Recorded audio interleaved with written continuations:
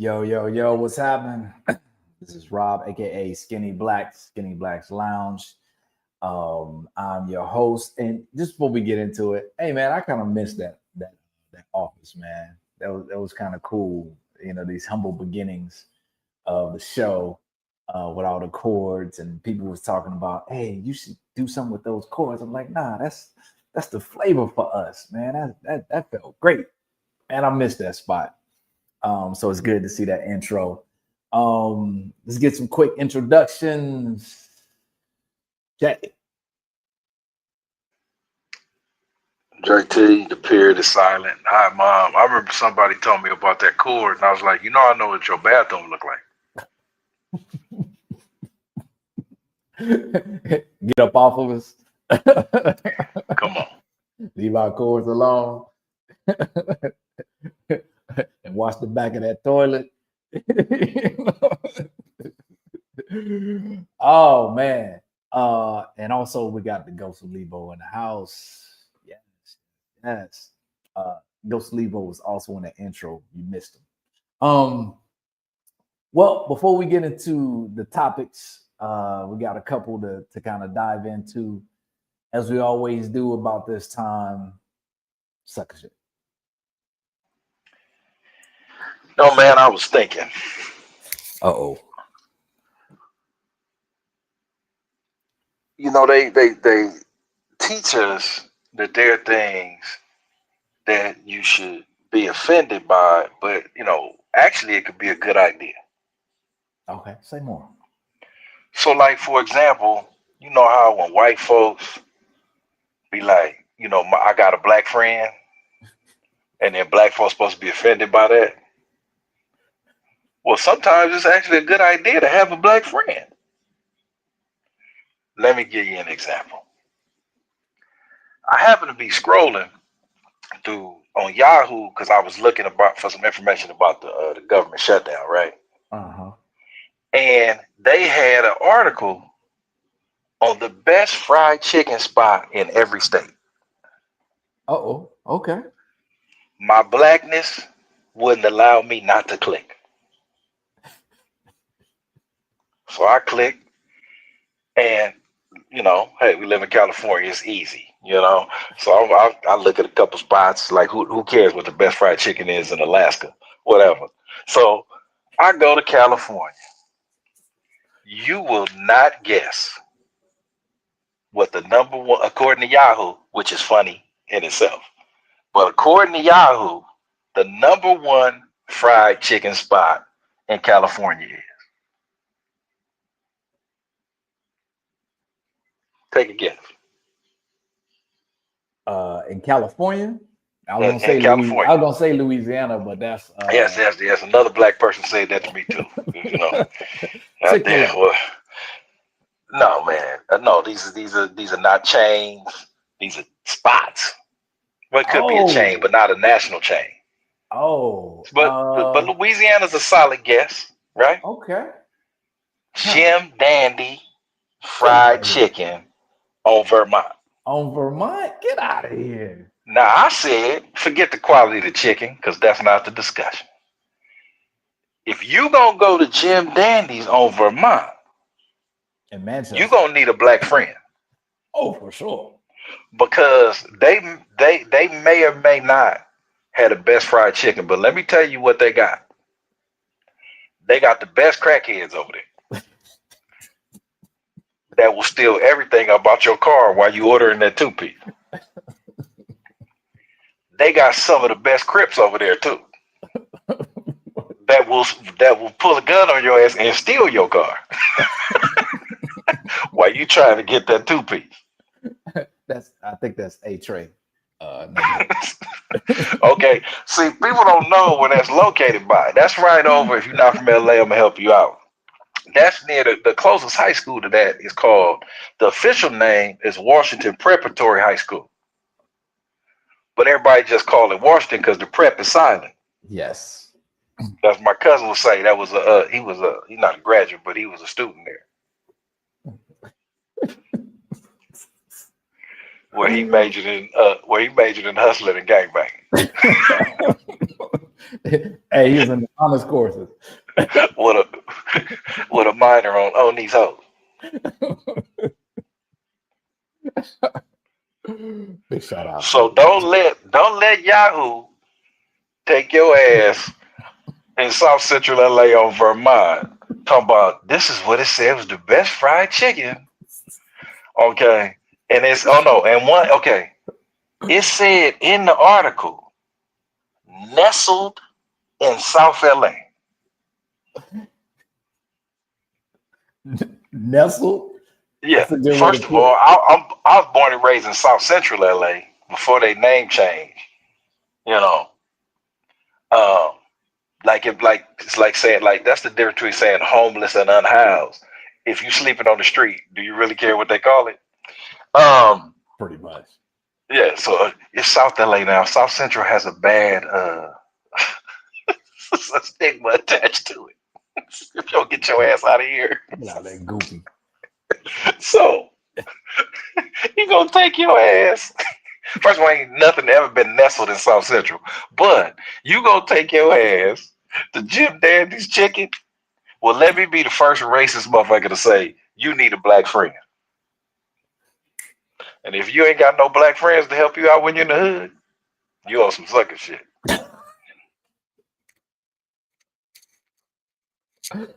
Once again, did not see that one coming.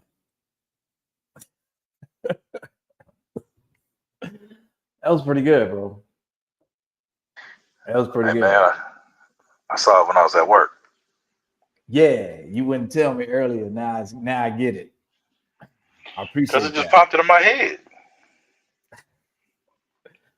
Somebody probably think I really be sitting at home writing this stuff. Hey man, I appreciate that. Let's you got another one? Or you we rocking with that one? No, we good with that, man. Okay, cool. That was a good one. That was a good one. All right, cool.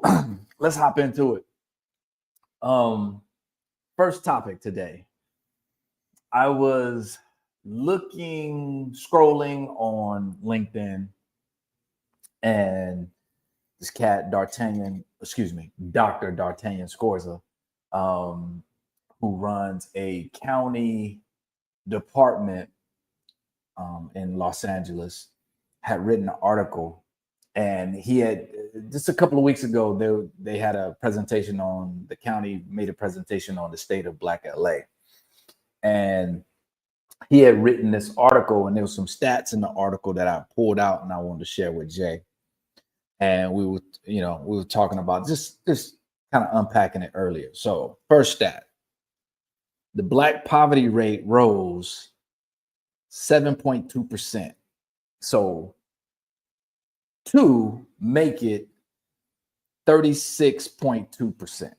So the Black poverty rate in Los Angeles County is 36.2%. The Black life expectancy rate dropped from 74.8 years to 73.2 years. Blacks represent the second highest suicide rate in the county, 8.2 per 100,000. Black immigrants make up 8% of the county's Black population. 1% of them are undocumented. So we're going to start out with those numbers. There are some other numbers that I want to talk about before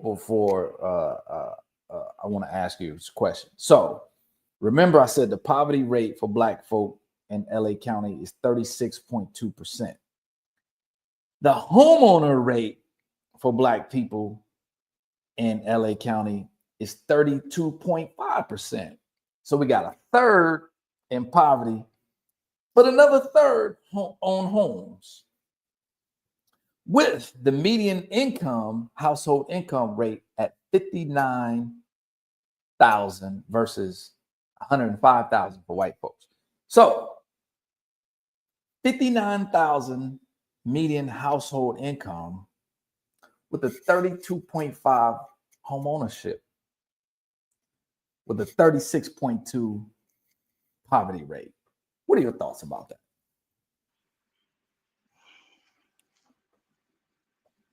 I think those stats speak for themselves. We broke and we don't own nothing. As a community, we barely hanging on to having a community. Because if you throw in some other rates that you didn't mention, but for shits and giggles, throw in marriage rates, mm-hmm. divorce rate, mm-hmm. incarceration rate, mm-hmm. out of wedlock birth rate, illiteracy rate, graduation rates. You throw in all those rates, and if it was a restaurant, they wouldn't even put the letter in the window. They just shut it down. Grand opening, grand closing. But I mean, I never seen a restaurant with the F in the window. This is true. Those they shut down, right? We just can't let you serve the people. You're not getting it right. You got Vermin Crip walking across the counter. Yeah. So Can't Get Right is the name of the restaurant. Yeah, man, come on. No, man, we have all these conversations, these pie in the sky conversations, or let me back up. You get two images of Black America in mass media. You get the superstar, your Beyonce, Jay-Z, LeBron James image. Mm-hmm. And then you get the criminal image.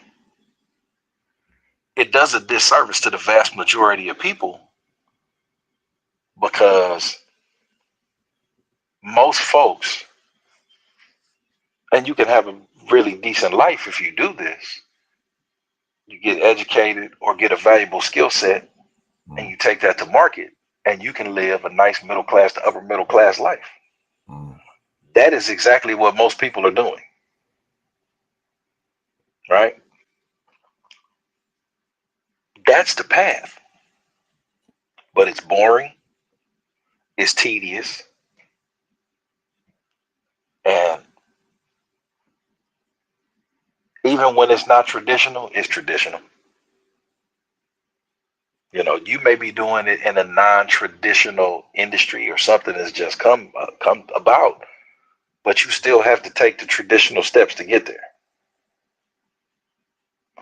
And the second thing that comes to mind is just how bad we're doing.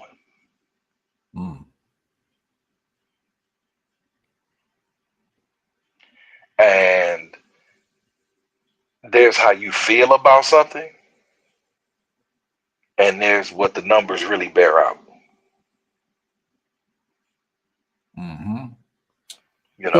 So given those numbers, man, I was about to say, given those numbers, how you feel about this government shutdown and the focus of it, but I ain't gonna go there. But given those numbers, what do you feel? What's the root cause? Like, I don't like dealing with, dealing with just the surface level. Okay, let me take this pill. Like, let's try to figure out what's really happening so we can address the real root cause. What's the root cause, man? What do we start? and do it in 2 minutes. Yeah, exactly. Man, if you don't get man, what's the root cause? Okay, so get your ass up out of here. What can we do? What's the lounge? What are we gonna do in the lounge about it? Well, okay. Well, the first let's nail that down. Let's do it this way. Let's be solution oriented. The first thing we have to do is we have to get back to knowing who the real enemy is and what the program needs to be. Yep. We too busy arguing over is this the boss babe era or the soft girl era? We too busy arguing about how women define masculinity for us. We too busy arguing over whether serving or being a helpmeet is the way it's supposed to go. Meanwhile, our children can't read. A third of our community in this city is at or below the poverty line. Our life expectancy is dropping. Our income is dropping. We have no net worth in households or negative net worth in most households.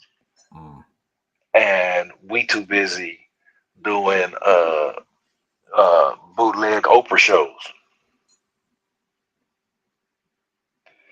So we need to get back to understanding who the real enemy is, and the enemy are all those numbers that you laid out.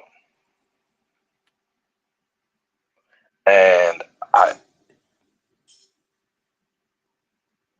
it does not matter for our community in terms of the overall number, how successful you or I are individually, if those numbers don't change. Bingo. If the vast majority of our community is sitting like that, then I mean it's good for us and our family and our people, but the masses of Black folks are suffering. Yep. And we have a selfish mindset, and you know, I've said it before. You know, I don't know a thing Black people like more than stunting on each other. You know, the joy in Black faces when they tell you, nigga, you ain't up on this. That look of just ecstasy, right? Yeah, that's what I'm saying. Like, killing them with this. Boy. Yeah. So, hey, well, let me layer this on, because I like where you went with that. You talk about solutions. Let's talk about some of the solutions that you know not only do we talk about in the lounge, but we do, right? So especially when we talk about, I think our conversations about and how we frame the relationship conversations that we have, how we frame the conversations about the different aspects of Black male life, fatherhood, being sons, being, you know, uncles, being in relationships, along with the rites of passage piece that we always talk about. It's nothing formal or set in stone, but I'll work with, especially, you know, you doing yeoman's work right now, with the Cavaliers, with the young men. And it's great to see, you know, those numbers swell from, you know, I think it's 12 or 13 when we first started to y'all got almost 60 now. So, I mean, I just see that growth, the ripple effect. Like when we talk about what are you doing, like there's evidence to what you and we are doing in the lounge. So I like where you started on the solutions part. Well, just for the record, we over 60. We crossed that number. We picked up some more. Appreciate young men. I will. No, come on, man. You know, that's dope. Shameless plug. I love it. So, first of all, I believe you damn near got more Kappa Leaguers than chapter members. We do. That's it. That's crazy, right? I believe that politically we need to be non-binary. Bingo.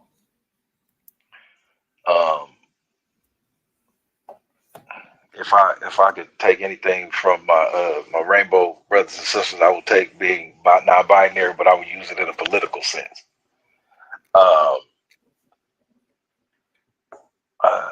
when I was a little kid, you know, we still pledge allegiance to the flag.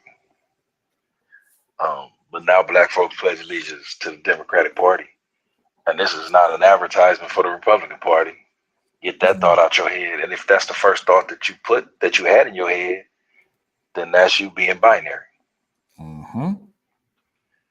We need to be results oriented and results driven. And it does not matter where we get it from. We need to hold some folks hostage until we get what we ask for. The second thing is we need to be selfish and insular. And we need to get a true black agenda and get on code. Bro. We don't need to get a everybody agenda, a we shall overcome agenda, a kumbaya agenda, a people of color, BIPOC, Tupac, all that shit agenda. You know, we need to get black folks taken care of. Right? And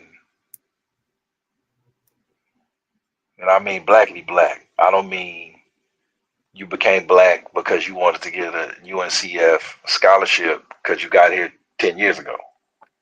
Or you pledged a D9 organization. I mean, you know, we're not gonna do that. Well, you know, we'll leave that one alone for later. You know, I said it. Nah, let's you know, we can listen. We can have a discussion about the double standard. It's okay to have a white husband but not a white wife. It's fine. Right. That'll be later. Yeah. Let's get back on topic. On code. Yeah, back on code. And with that agenda, it can't be. See the things that are going on in our community and what our people are greater than red or blue, is greater than Christian versus Muslim, is greater than all of that stuff. All these different tribes we like to get into. You know, you can be any of those things, but that has nothing to do with the fact that our children can't read the grade level. Man. So it doesn't matter if you have a Bible or Quran if the kid can't read it. Bingo. There are things that we have to take control of, and study time is one. Look at the rates of study time in every community. Look at the rates of reading. You know, are we promoting those healthy habits? Now, there are things environmentally, you know, i.e. food deserts and things of that nature, that we need to address as a community, as the adults, right? But it's also our adult responsibility to take care of our individual homes as well. And what does that look like? So it is not an either or thing with me. It's a combination of multiple things. Yep. You know, you wanna take it down to some base levels.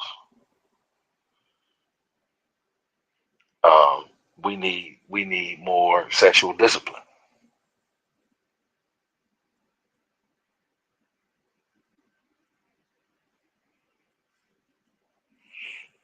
And we need to bring back a little more shame. Oh, yes. Yeah, little touch of guilt and shame. Yeah, a little touch of guilt and shame, and with a slight hint of bullying for the men. Oh yeah. Can't Like your grandma used to make it. She just be like, "Grandma, how much seasoning? Put a pinch in it." I'm like, I see teaspoon, tablespoon. I don't see pinch. That's when you know what you're making. You put a pinch in it, right? Put a pinch of bullying. I don't even Joan no more. Like, what's up? Hey, I'm gonna add to that because I absolutely had already written Black Agenda and underlined it twice. And even as I think about, you know, the things that will be in that Black Agenda, before I get there, let's talk about what that is. What does that mean? It means that there's an umbrella set of policies and focus. Is foci the plural of focus? I don't know. You the English major. Multiple focus areas that could be the foundation for political and social agenda for Black folk. So what would that mean?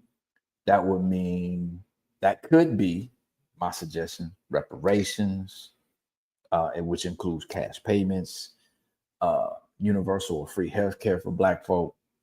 And I like what you said about taking control of some things, taking control of our education. So not just education, but also knowledge. So the curriculum, the pedagogy, the methodologies, all of that needs to come from us. In addition to that, vocation.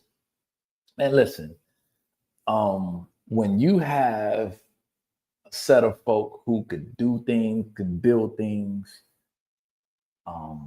that sets us up for, because I was going to say housing, but if we got cats who can build, and we got the vocation piece, and we got the healthcare piece, and we got the knowledge piece / education piece, the economic piece, then we'll build our own.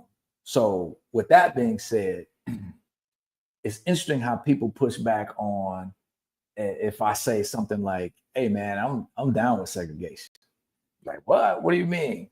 Oh, if a Black dude say I'm down with segregation, cats look at you funny, but there's a Little Italy, there's Chinatown, there's Koreatown, there's Filipino Town, there's Little Haiti. I mean, everybody got their own brand of segregation. But if we say, hey, listen, we need to get back to supporting our thing and doing our thing and supporting our thing, when we especially talk about medicine, we need more Black doctors because we understand each other. When we talk about education, we need more Black educators, especially men, because we understand our young boys. We need us for us. So I don't have a problem with segregation. Well, what I hear is you talking about ownership, and ownership happens on many levels. Yeah. For example, it always irks me when the talking heads get on TV and complain about, oh, they not teaching Black history, they taking away. That's our responsibility to teach Bingo. Black Bingo. history. First of all, most of y'all can't even tell me what your granddaddy did. I know you ain't gonna teach me about no Booker T. Washington, nigga. So that's on us, For sure. So the other communities are teaching their own history.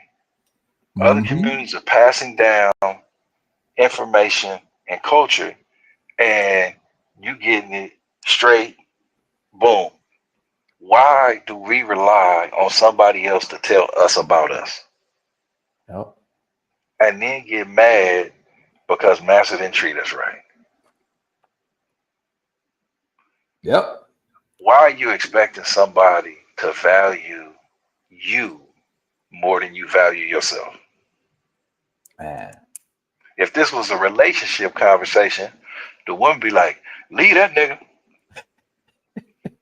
It's time to break up. He don't know your worth, girl. For sure, right?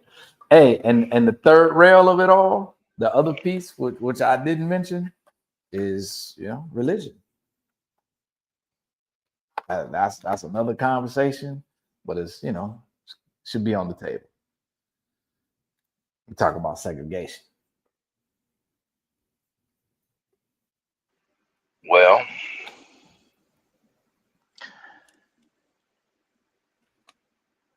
when we talk about America, the vast majority of Black America is Christian.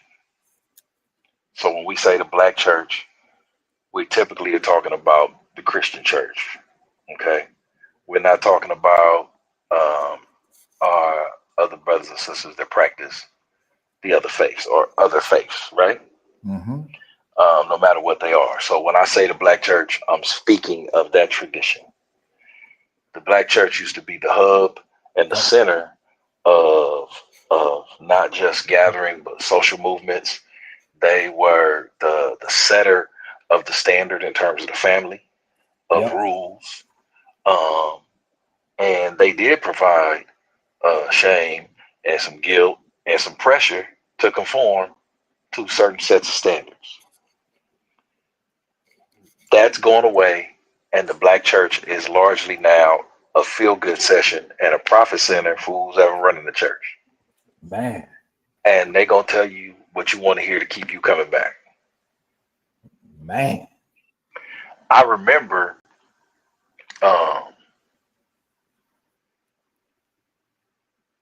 until they made it patently clear that they couldn't do it no more. Do you remember when the tobacco companies was funding their own studies? Yep. And they was like, cigarettes ain't bad for you. I don't know what y'all talking about. Had doctor recommended cigarettes. That's what I'm saying. 7 out of 10 doctors. Could you imagine a dope dealer talking about this product is crackhead approved?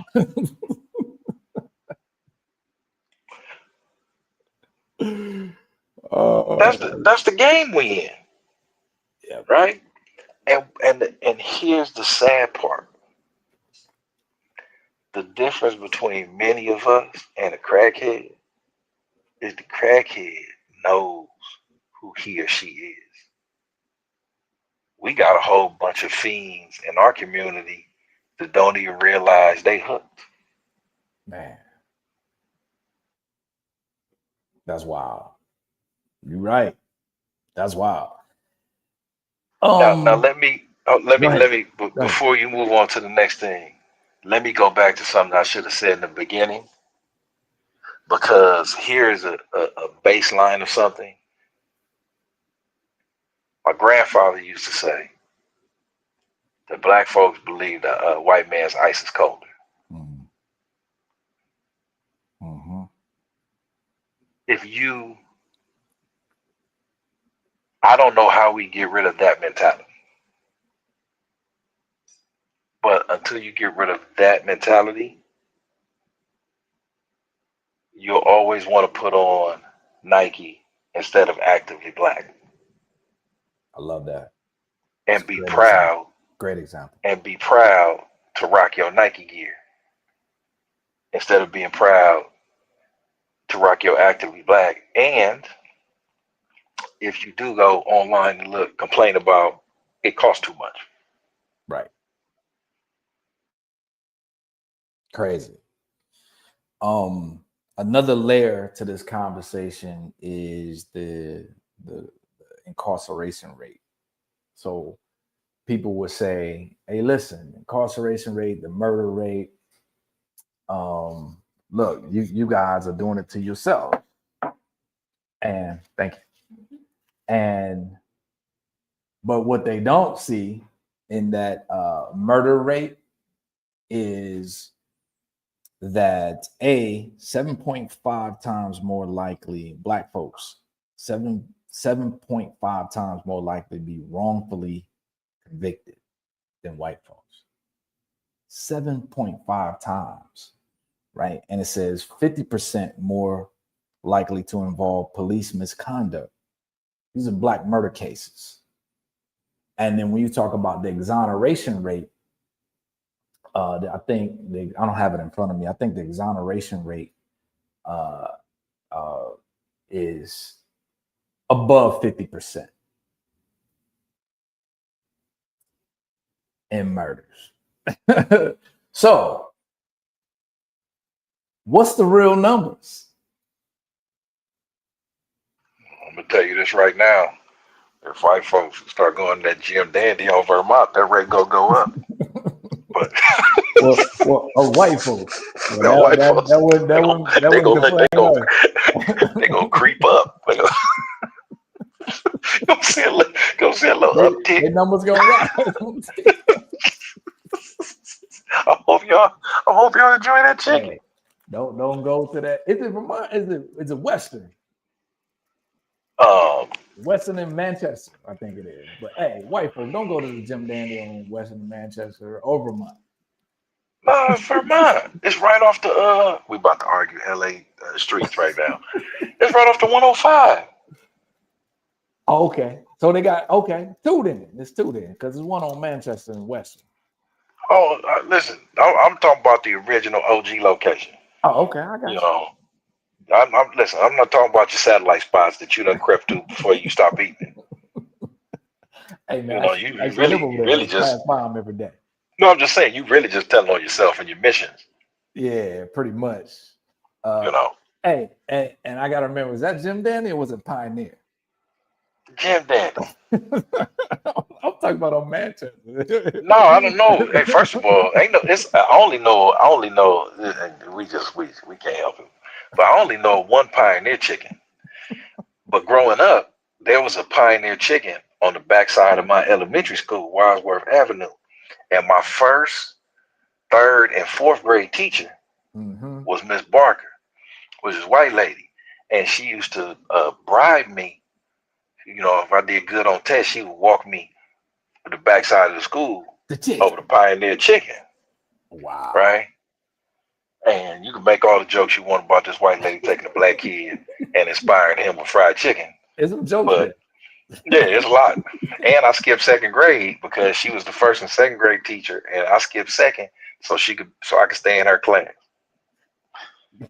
Get all the Pioneer chicken that you wanted for lunch. Huh? Hey, come on, man.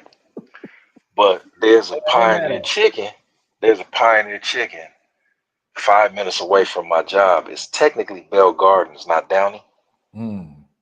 but there's a Pioneer chicken on the way because our satellite lot is in Commerce, and on the way to Commerce, one of the ways I saw that Pioneer chicken. I was like, damn. So I just that's the answer to your And they question. still cracking? They still open? That one is. Wow. Okay. I mean, these chains is going out of business. I mean, you see they closing all the Wendy's. Wow. So well, first of all, fast food ain't cheap no more. That part. So That part. that is what it is. Um, but no, it's Jim Dandy's, not Pioneer, man. Got you. Got you. Jim Dandy's. You Got know, you. to Hey quote to man. quote to quote another LA legend, and then he said, "It's cocaine, not lemonade." That is that LA or Compton? We're gonna just mash those together. I do. I'm not from Compton. I'm from LA. I just encompass it all. Compton people will see it different because they from Compton, and I understand they got little brother syndrome. Yeah, yeah. Hey man, for sure, for sure, for sure, for sure. LA's a big place. Spent time in them Compton streets growing up. It's all good. Um. So yeah. So just thinking about just want to just put things in perspective because we always talk about our feelings and what we think, but we never look at the data. We never look at the bigger picture. We never see the other factors involved in the conversation. And it's interesting how people will talk about black on black crime, black murder rates, and all these statistics, and never talk about the exoneration rates. They never talk about the police involved misconduct rates. And so that's a factor. Other piece that I want to go back to, which I thought was interesting, is that the median household income is 59,000, and we still got a 1/3, a little less than a third, almost at a third home ownership rate. Thought that was pretty good, given the circumstances of Los Angeles. Well, no, because I mean we passed a lot of that stuff down, and we inherited things, but but it's also skewed because this is LA, and the cost of living here is just so expensive. So you say the median household is 59,000, but I believe that in order to afford a home, to buy a home now in current LA, you need to be making 120,000. So what is So we got considered the poverty? extremes, right? We got the one third of us What in is considered poverty. the poverty line in Right, LA is right, different than in other places, right. right? So it's all about it's regional, it's local, it's perspective. You know, um, for 500,000 in certain cities, you got a baby mansion. For 500,000 LA, you living next to a crib. You gangbanging for 500,000. Hey, I'm only laughing because the area where I used to work, Broadway, Manchester, you are absolutely correct. Absolutely I'm correct. not. I know I'm correct. The shit just sound funny, but it's true. Oh man. Crazy. Crazy, crazy, crazy. Um Education. Black students have the highest suspension rates, with Black boys suspended at a rate of 2 to 3 times higher than Black girls nationally. 13.7% of Black students are in special education, which is the highest rate, with Black boys disproportionately represented. 51.2% of Black students complete college prep courses. Crazy. So yeah, man. Any other questions you had about the state of Black LA in the data and the stats? Here's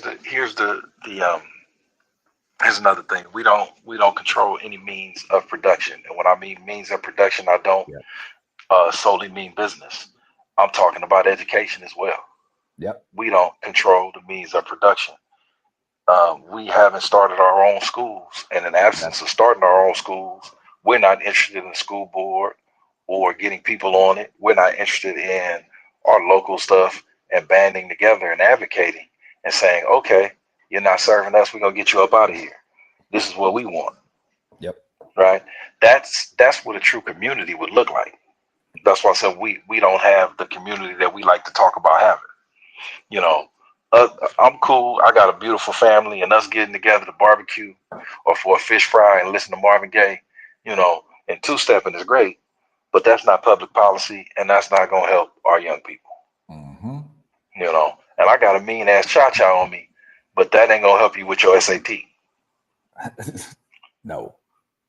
You know, Um, so until we get that together, and you know, then we just blowing smoke. and Jay, it's super simple, man. Um, Having the opportunity to be around and work in some local politics on some campaigns, it's super simple. So let me give you an example. So up in Monterey Bay, doing some work with Monterey Bay County, um, they have a number. They say, oh, there's 14,000 Black folk, and so the conversations that we're having is around a Black agenda. With 14,000 voters, what elections could you sway? All of them. You can elect whoever you want to when you got a block of hell. When you got a block in LA, if you got a block of 3,000 people, you can sway any school board. You can sway city council with a block of 3,000 people, and they got a block of 14, right? And so they're looking at formulating this Black agenda. So when we talk about these things, people think, oh, that's pie in the sky, that can't happen. No, absolutely not. It can happen because when you have voting blocks and people voting in their own self-interest, then what you find is that you start swaying and influencing elections. Easily done, easily done under a specific agenda of across the board who we want. We don't care if you purple party. If you're gonna rock with this agenda, we're gonna rock with you. And when you don't, you out. But I did want to bring up that example in Monterey Bay, because when they were feeling some sort of way about, oh man, we only got 14,000, da da da. And I was like, 14,000. I'm like, man, that's phenomenal. You could swing and sway every election in Monterey, the city and county.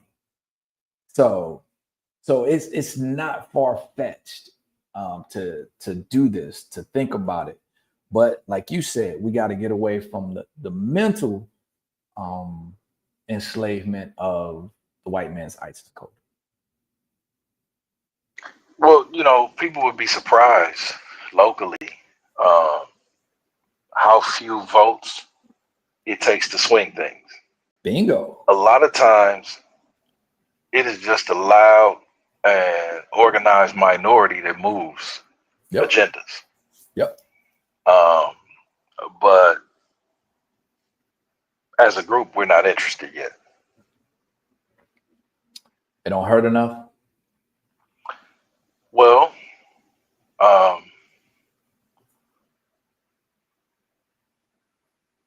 two things are happening. Number one is we put too much value and stock in being victims and the victim narrative.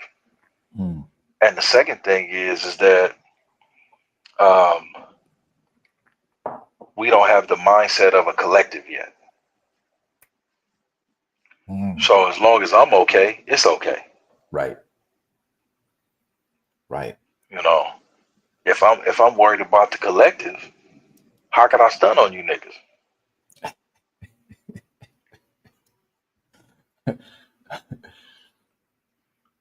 I can't uplift and organize and tell you I'm better than you at the same time. Oh man. And so those are conflicting narratives, sir.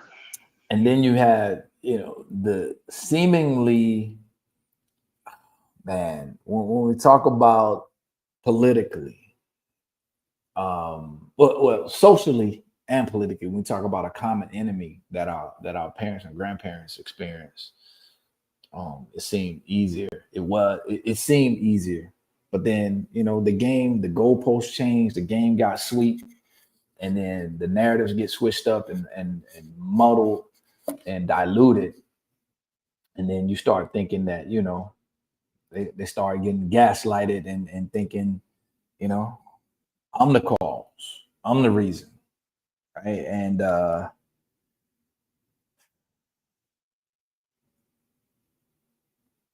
yeah, man, it's sad, bro.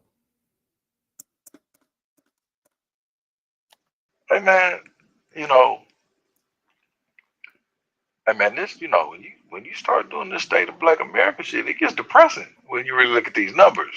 And after you get done with that part, then you have to move forward. But really let that sadness hit you though. Because if you understand the seriousness of what's going on, then you may be moved to real action. Yeah. But the numbers that you gave are just the local numbers, but those are trends nationwide. And once you see this and know this, you can't unsee it. And if it doesn't change the way you think and move and look at things, I don't know what will. But I don't think the vast majority of us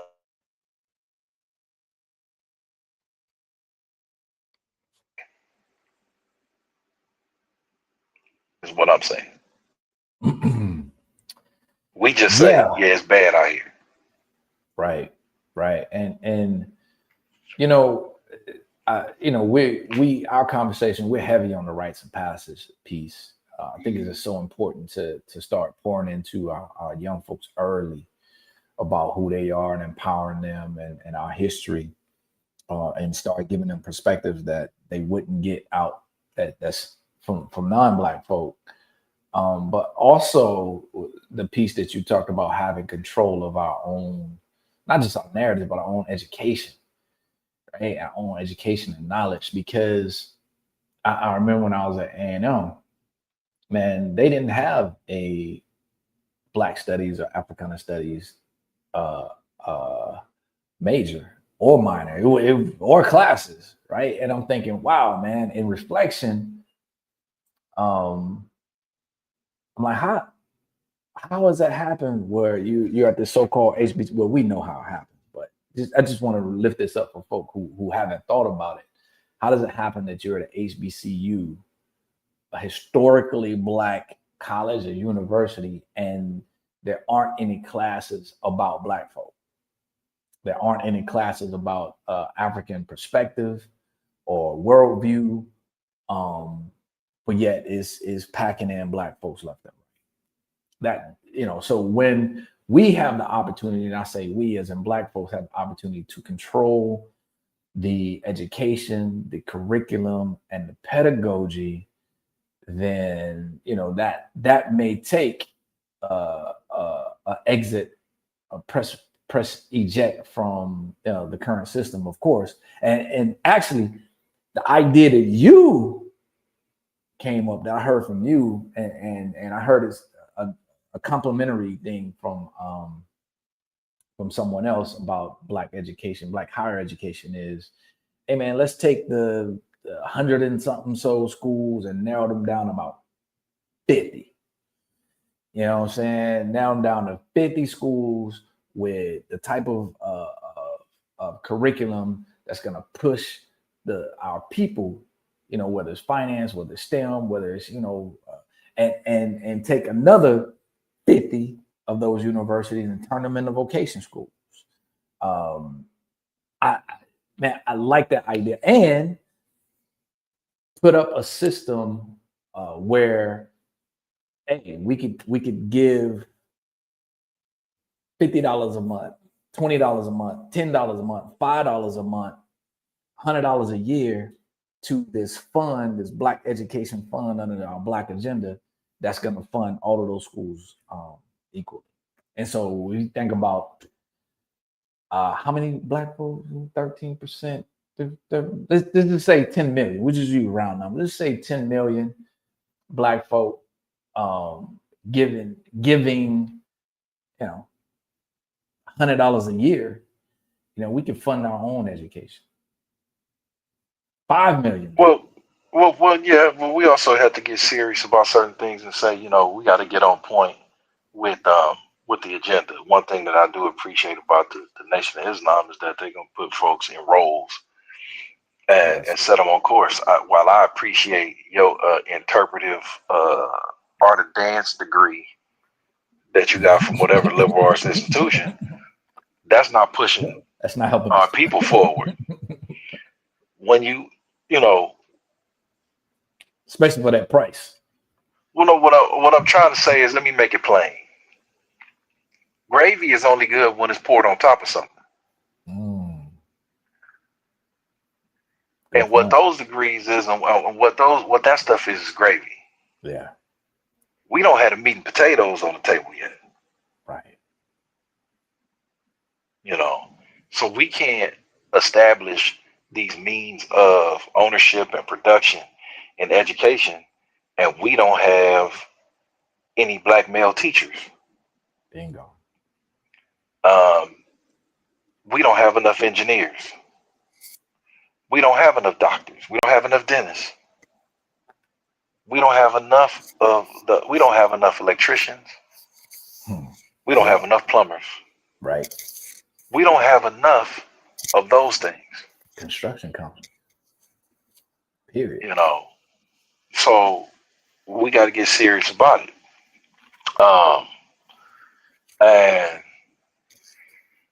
And man, and I'm not saying we make anybody do anything, but a buy-in would be nice. Yes. And if you look at other communities, there is extreme pressure. Yes. To get into productive fields. Mm-hmm. There's extreme pressure to form family units and stay together. Mm-hmm. There's extreme pressure to do many of the things that we're not doing, and these communities are far more successful than we are. You don't have to reinvent the wheel. The wheel was invented and it's been good ever since. Perfect. You can upgrade the wheel, but the design of the wheel has not changed. That damn circle is the circle. Yeah. And now we have to take that design and apply it to us. And I'm not preaching at nobody because I am not the example of this. Mm-hmm. But because I'm not the example of this, I recognize how much more productive the example is. You know, Yeah. I'm gonna beat the person that goes, well, what's your life look like, nigga? Right. Right. um you said something that was so deep, man, and I keep thinking about um man, was that Leonardo DiCaprio movie, man? And he was, and the gangster sent him to school to go to the academy, to police academy, go to law school, you know what I'm saying, to come back to help. I mean, of course, it was to help him in his criminal enterprise. To the party. The Departed. Uh, I'm thinking about how do we, even in LA, man, as we think about our young men that we pour into, how do we, plant the seeds in them? Like, hey, listen, look around your neighborhood, figure out what's missing, and how could you play a role in filling that gap? Sending these young men off to find that vocation to bring it back to help, sending them that major those skill sets, that knowledge to come back, help improve.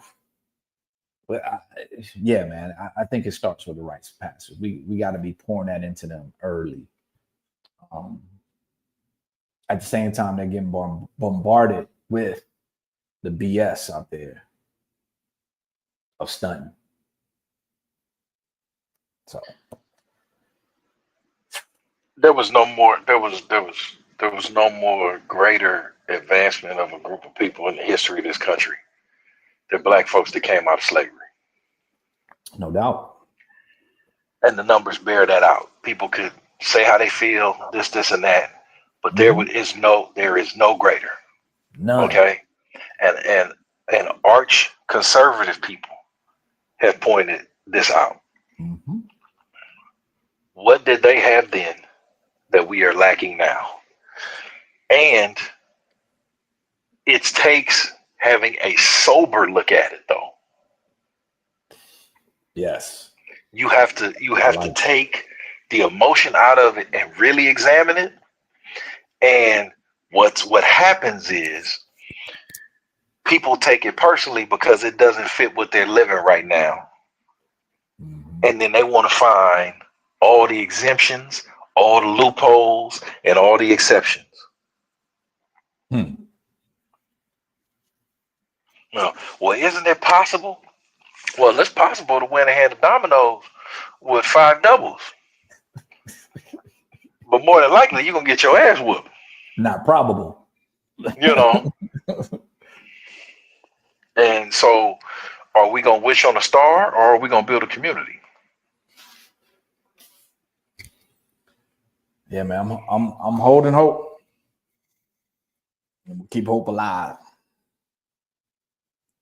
because I love black people. Well, I mean, if you want to drown the collective so you can make excuses for what you want to do individually, then there is no community. Real talk, man. Real talk. All right, brother. I think we set it on fire. That was pretty good. Thank you. So before we get out of here, I'm gonna let you have the last word. But before we get out of here, Big ups to Dio behind the boards. Big ups to the Gathering Spot in LA. Big ups to Tally and Twine. Got the red band, canvas band on tonight. Big ups to all of you. Hey, like, share, subscribe. Have a conversation. All right. At any point in time, you can still put comments in. We'll look at it. So my final thought is, and I'll let Jay have the final thought. My final thought is, the takeaway from this conversation is not just about a Black agenda, but the things that support and move us toward a Black agenda is about a Black consciousness, a Black worldview. That's about Black community. So let's push toward that. Let's lift one another up toward that in any way you can. Make your legacy every day somehow. Miles, that's what Cameo came up with. It's pretty cool. I dig that. So final word goes to you, Jay. Well, I've told this story before, but I think it bears repeating. My thoughts on us as a community goes back to a conversation that I had with my son when I was personally disappointed by some of the things he was doing. And I looked at him and I said, one of these days, I hope you start fucking up instead of fucking down. And at least if you was fucking up, you was trying to do something and you failed at upward and moving and motion. Mm-hmm. And then we can work on improving so you can hit a target. Right. But fucking down, people think it takes no effort. I would suggest it takes more effort to be complacent. Yep. It takes more effort to struggle to fail instead of struggle to succeed. Mm-hmm. I would say it takes more effort to stay in the same place and dull yourself to seeing the same surroundings and the same situation generation after generation. I would say it takes more effort to do all of those things than to change your trajectory, because life is going to be a struggle regardless. So choose the better struggle is what I say, So if you're going to ask me what my final word is, it's time to start fucking up.